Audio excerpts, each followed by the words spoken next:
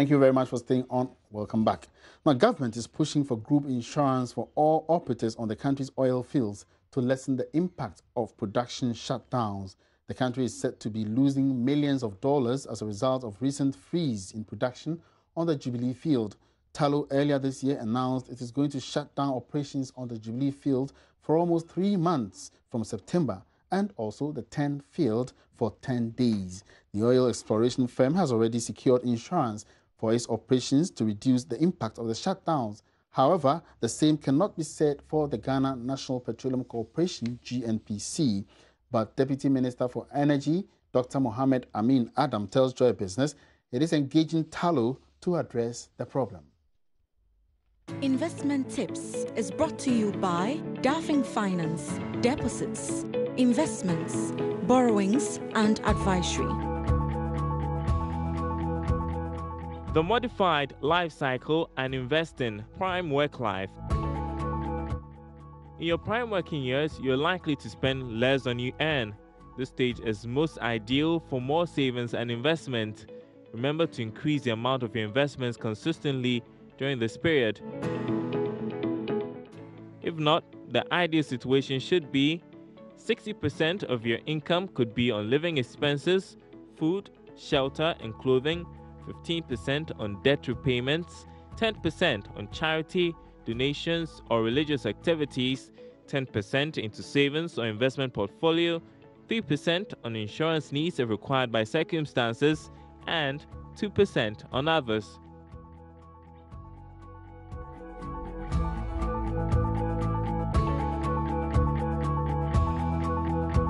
Investment Tips was brought to you by Daffing Finance, Deposits, Investments, Borrowings and Advisory.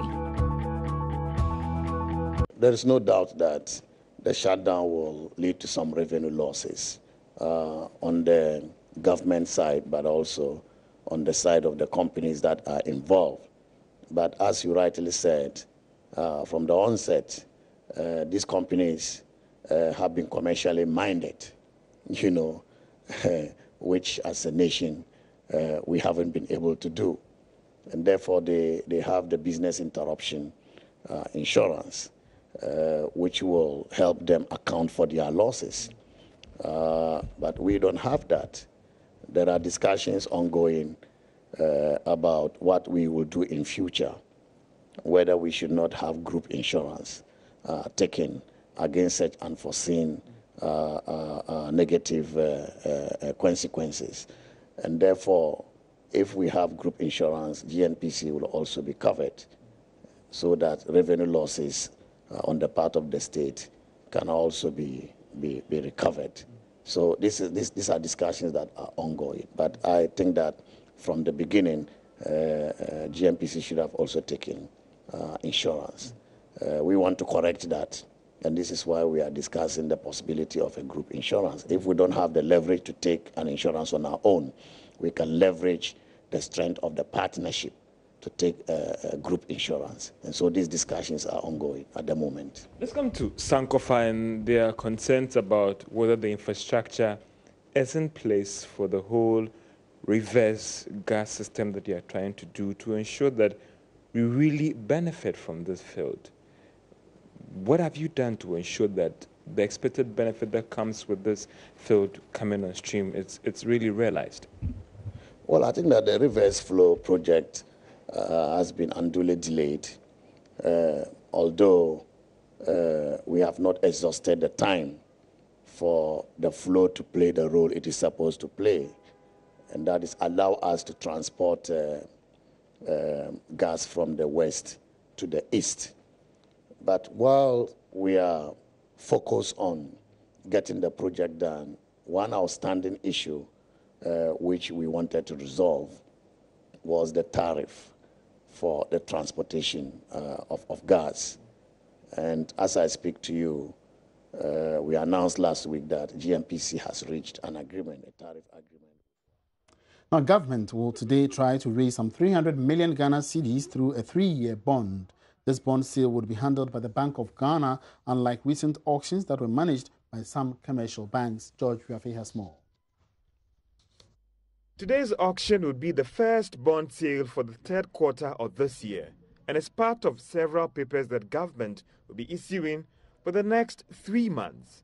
This will not be done through the book-building approach that we have witnessed over the past month, but handled by the Bank of Ghana. According to the bond calendar, government will be reopening an existing 3-year bond that was expected to mature next year. For some, the auction might be coming at a good time, following the recent marginal depreciation of the Ghana cedi as a result of the president's remarks on the IMF program extension. The bond sale, if it's all taken up by foreigners, could bring in some $68 million. Even though small, some say it could make available some dollars to help stabilize the Ghana cedi. It is, however, not clear for now the impact of this issuance on the country's debt stock, which has reached 127 billion Ghana cedis as at March this year. This is because government is hoping to use this auction to reduce the interest being paid on this 3-year bond. The state is planning to raise some 57 billion Ghana cedis by September this year. 43 billion Ghana cedis of this amount are for existing debts that are maturing, whilst the remaining will be used to finance government's own operations. Away from that, government is to open another bid for strategic partners in revamping Volta Textiles Limited by next month. This follows the inability of the strategic investors Bullion Investment Consortium to inject the expected capital of $13 million into the company's operations for a 70% stake in it. The consortium won the bid in April 2016, mainly because of the strong textile partners and finances. The Minister of Trade and Industry, Alan Chemanting, however, announced on the floor of Parliament, government has cancelled the contract because Bullion has failed to make any payment so far. The company was to pay an amount of $13 million USD for 70% of the company's shares. An escrow account agreement was executed with the Bullion Group, led by ANFD International, a member of the Bullion Consortium, which then assumed the prime role in the Bullion Consortium arrangement. ANFD International offer was revised downwards to $9.5 million on account of the capital expenditure commitments that they were supposed to make, amounting to $12.8 million over a 3 to 5 year period. The Bullion Group Consortium, led by ANFD International, is yet to make any form of payment, although they've had regular consultations with a transaction advisor, PwC.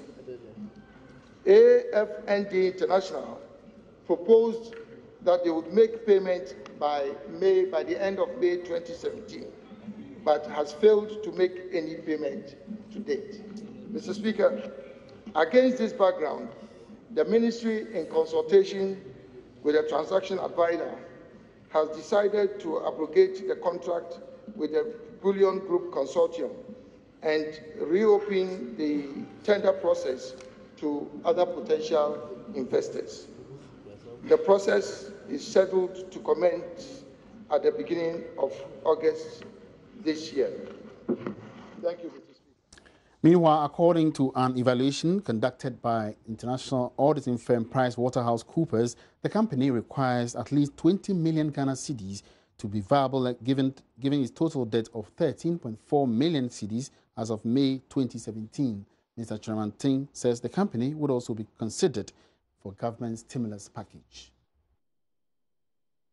Since this is a strategic national asset, and since it is located in a rural community, and we believe as a government that is absolutely critical to preserve the workforce in that particular community, government has already taken a strategic decision that we would avail the company of the opportunity of benefiting from the stimulus package that is being offered by government. So currently, they've submitted the necessary documentation to allow them to be screened and then for them to access this particular facility.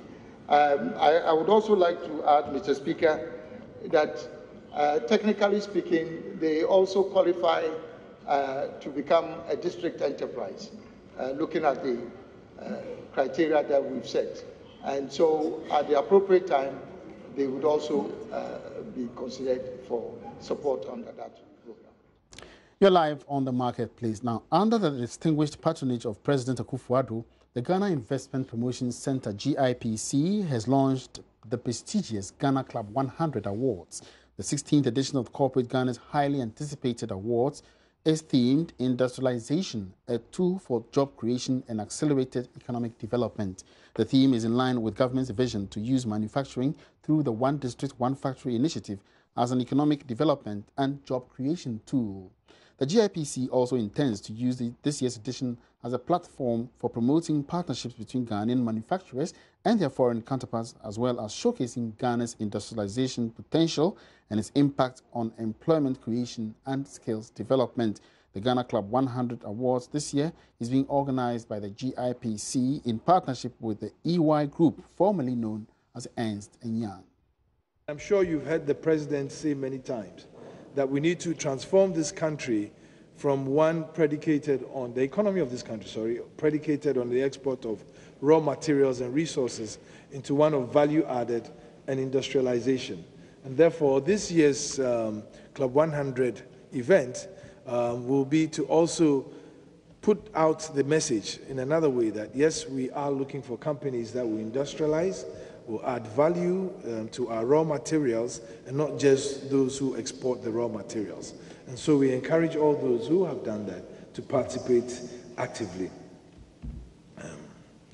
We're also going to use this year's program as a launchpad for promoting partnerships between Ghanaian industry and indigenous and foreign investment capital in a more structured way than we ever done before. And so even this event, we would like to put it out into international press to show that those who invest in this country, we see them as precious parts of our economic growth, and therefore we would hail them when we have to. The event has a number of objectives. The first, of course, is to develop a database of the top 100 viable companies as an annual Who is Who event on the Ghana Corporate Business Calendar and Ladder. And through creative media vehicles and activities, promote Ghana's corporate capacity. I must say here that in terms of numbers, if you look at our economy, it is estimated that 85% of our economy is dominated by SMEs and SMIs. But even the 15 that are left, we have some very credible companies who are world-class. And what we need to do in the next few years is to further push up a lot more companies from the SME, SMI space into that category. We keep saying that, and I keep saying that despite Ghana having been involved in cocoa and gold over the past 200 years, we don't have any significant millionaires and billionaires. I think it's about time that we created a few. And even as Ghana positions itself as the entry point into West Africa, we also need to create business opportunities for a lot more people, such that they scale up from SMEs and SMIs into real industrial giants on the continent. We'll also use the club to gain government support and intervention to enhance the competitiveness of the Ghana corporate sector. And we'll team up with club members to enhance Ghana's private sector development through strategic push and pull linkages. We'll develop an open information culture within the corporate sector. And at GIPC, we are working hard to create a one-stop shop first for companies to register, but also an information portal that will highlight the investment opportunities and try and match them with investment capital. We'll also provide incentives for improved corporate performance for recognizing the top 100 performing companies. I'm sure that should be interesting to any company that is looking to do business here. And then, of course, to develop criteria for evaluating corporate performance. As a great saying says, you can't manage what you can't measure.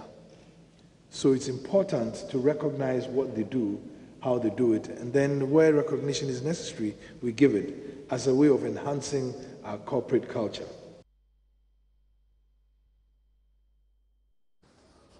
All right, so the EY Group will be the official partner in charge of the screening and selection process after the GIPC receives all entries by close of business on September 29. They spell out the criteria. So the three criteria: size, growth, profitability. Size is going to be measured by turnover, as I've already indicated. Profitability will be measured by 3-year average return on equity. 3 years average return on equity. And the essence for the 3-year, you don't want an outlier where a company makes huge profit in a particular year and all of a sudden they are the winners. So you are taking the average for the 3 last years or the last 3 years, just to show that you have had consistent profit in the last 3 years. The second one, which is growth, we are looking at, again, 3-year annual compounded growth rate, again, to ensure that there's consistent growth. So it's not going to be a company makes some huge growth in a particular year and then it becomes the winner. 3 years, 2014, 2015, 2016. So all these are 3 years just to ensure that we are not overtaken by shocks and surprises. You must demonstrate consistency in your growth. You must demonstrate consistency in your profitability. And of course, your size must also matter. What does this mean? This means that a company might be very large in terms of size or very large in terms of revenue or turnover. But if you are not growing, if you are not making consistent profit, you might not be the eventual winner. Size is important, profitability is important, and growth is also important.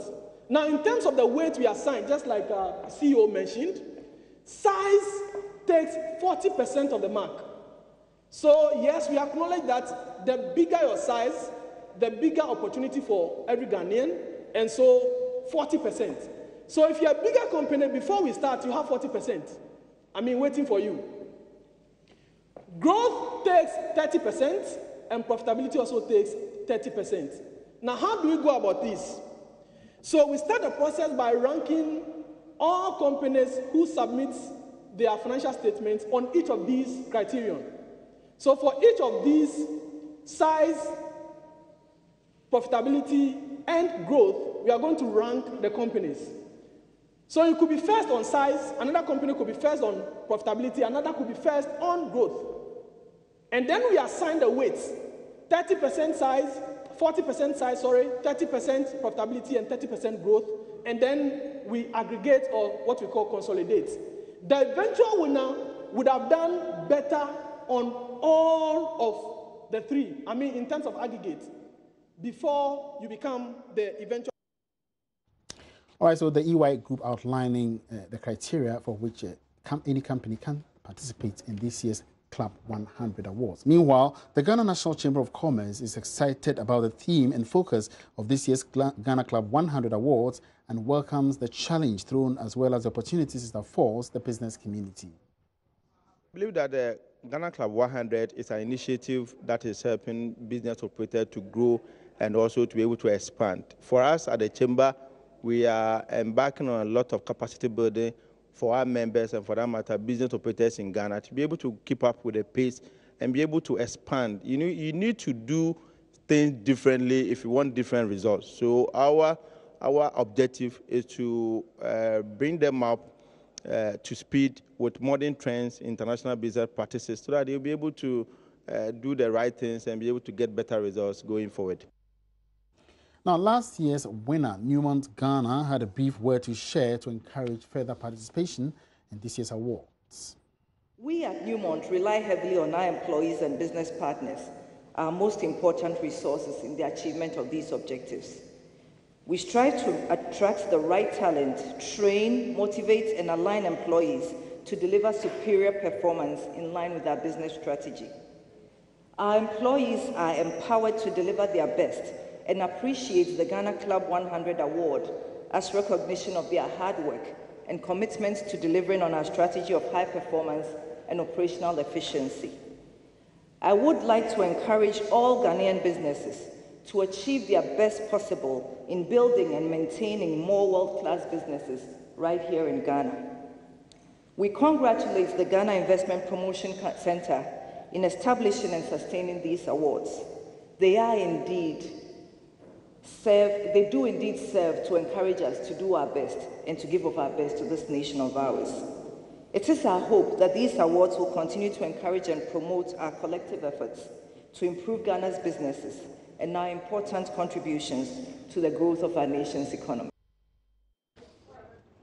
The event shall be held in November at the Kempinski Hotel here in Accra. The Ghana Club 100 Awards was first held in March 1998 and remains one of the flagship programs of the GIPC.